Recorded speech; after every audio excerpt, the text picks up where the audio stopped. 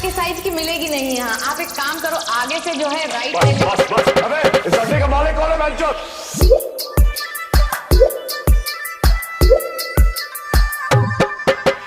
ये जी गाली दे रहा है कोई। अरे क्या बोल रहा है?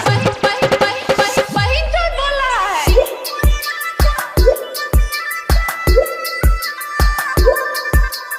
ये जी गाली दे रहा है कोई।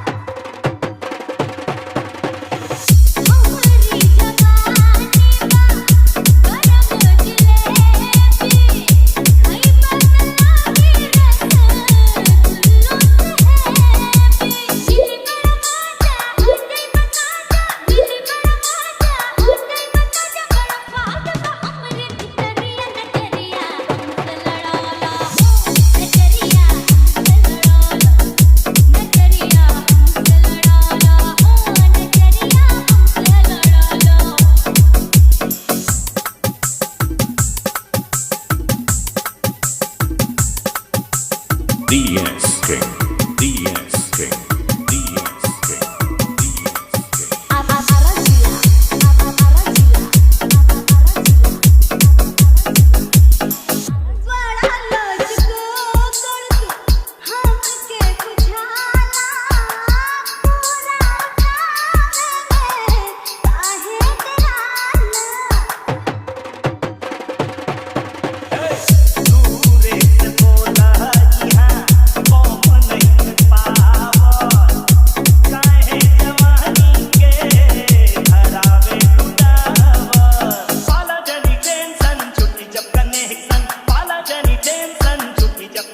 संग तू को चला दे घड़िया नजर